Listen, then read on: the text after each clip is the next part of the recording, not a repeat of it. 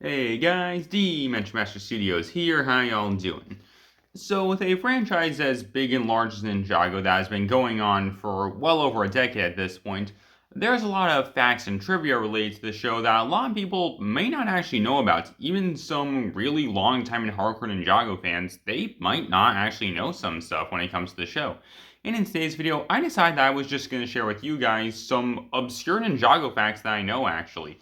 This comes from a variety of different sources, stuff like things that actually happened in the show, maybe some comic books, or just some interesting places really when it comes to the show. And so, yeah, let's get into the whole thing. The first obscure Ninjago fact we have is this. Did you know that Lloyd and Harumi are actually related to each other? I'm not making this up actually. During the Season 9 episode Two Lies, One Truth, Garmadon actually adopted Harumi, making her his daughter and, by extension, Lloyd's sister. This means that Lloyd and Harumi are related to each other actually. And for some reason, no one ever brings this up when talking about the two of them. Like, seriously, no one ever brings up the fact that these two are related to each other and are siblings. I'm not sure why, and it's not like this is some super obscure fact or anything. This actually happened in the show, and just, again, no one ever talks about it for some reason. And I genuinely think that this is the most forgotten Ninjago fact of all time. And again, I'm not sure why, honestly, everyone forgets about the fact that these two are related to each other. Another obscure Ninjago fact is this. Did you know that Nia wasn't actually the first Master of Water we saw when it came to Ninjago? And I'm not referring to Maya either, considering, yes, she did appear during Tournament, but it wasn't her either. Rather, instead, I'm referring to a character known as Lar. Who is Lar, you may ask? Well, he's a character who only ever appeared in a Ninjago activity book that was released around the time of Tournament of Elements. He was the Elemental Master of Water, he had blonde hair, and wore an outfit very similar to the Ninja's tournament outfits that they had for the first half of Season 4. Although he is just exclusive to this activity book and has never actually appeared in the show at any point and has no connection to Nia or Maya at all. So I think it's kind of interesting that there was an Elemental Master of Water that existed, well, before we found out that Nia was the Master of Water. That's something interesting. Another obscure Ninjago fact is this. Now, I'm sure that when it comes to these Skullkins, for older fans, you probably know the names of them all. Samukai, Cruncha, Knuckle, Whiplash, Fracjaw, Chop-Off, Crazy, and Boneseye. You know, there's 8 major Skullkin members. But did you know that there's actually one more of them?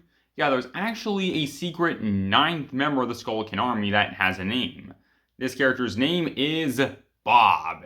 He was first ever shown off, or rather alluded to, on the Ninjago section of LEGO's website back during 2011, with the description for this character just reading, Bob, the, Barbarian.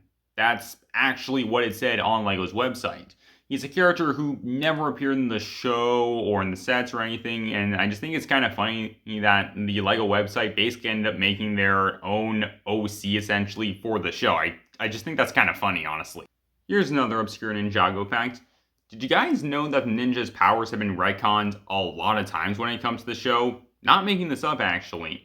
Originally, during Season 1, it was said that by the ninja unlocking their true potential, that would give them access to their powers. Season 2 then retconned this by saying that the ninja needed the golden weapons, or rather the gold of the golden weapons, in order to get access to their powers, since they were able to use their powers when they had the elemental blades.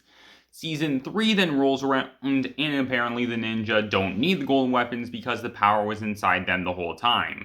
Season 4 then rolls around and says that the ninja actually got their powers from their parents and it's a genetic thing for how their powers work.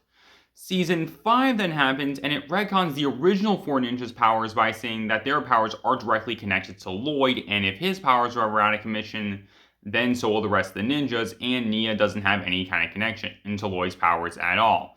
Finally, Season 8 rolls around and retcons the ninja's powers again by saying that when it comes to Ninja, they need to use some of their powers in order to wake up Lloyd after he was knocked out during his fight against Garmadon.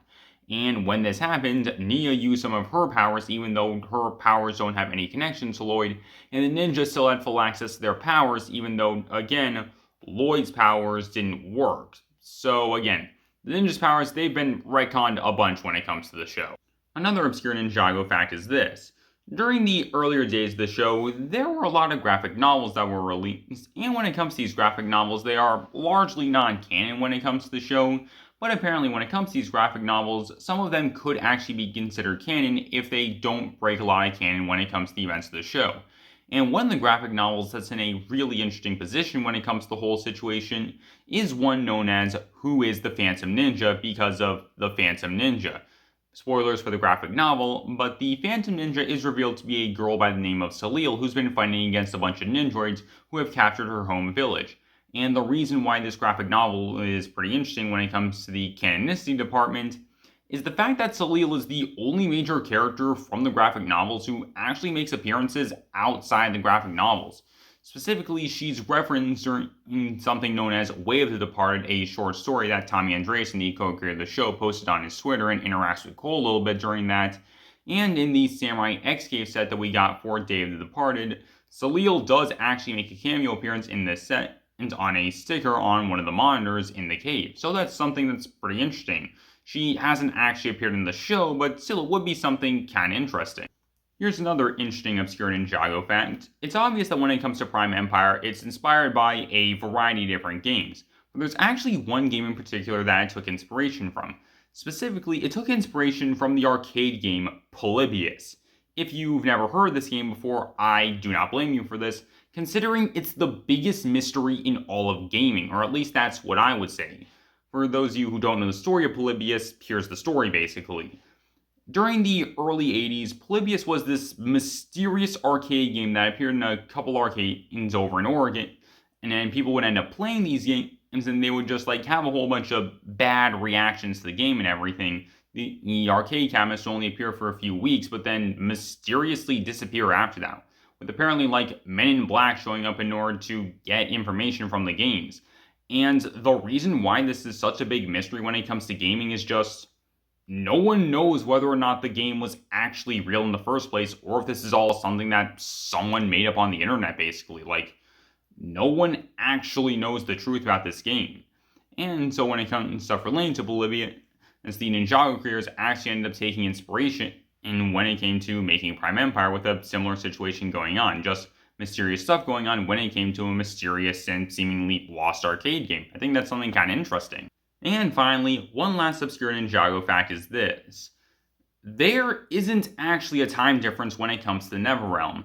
One thing that a lot of people tend to get confused on when it comes to Season 11 is them saying that when it comes to the events of Season 11, there is a big time difference between the Neverrealm, saying that 2 days in Ninjago equals 6 years in the Neverrealm, and saying that when it comes to all the characters who live in the Neverrealm, at this point, they are all dead. But that actually isn't true. Tommy Andreasen, the co-creator of the show, has actually confirmed on Twitter multiple times that there is no time difference in the Neverrealm, actually. And time flows at the exact same rates in both realms. And the reasoning why everyone was talking about weird time stuff going on is because of this. When Asphira sent Zane to the Neverrealm, she also sent him back in time. And this does make sense actually when you think about it. Because remember, Asphira said that she wanted Wu to suffer like she did, but worse.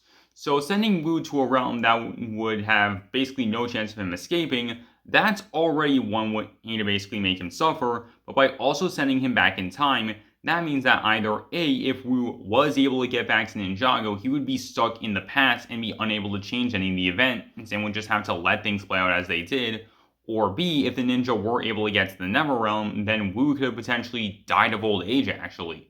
So that's actually a pretty smart idea when you think about it as to what Asphira was doing there. And again, yeah, there is no time difference. Zane was just sent back in time, and that's how everything happened, actually. Also, another interesting thing, Tommy Andreasen also said that when it came to formlings, they also age differently compared to humans.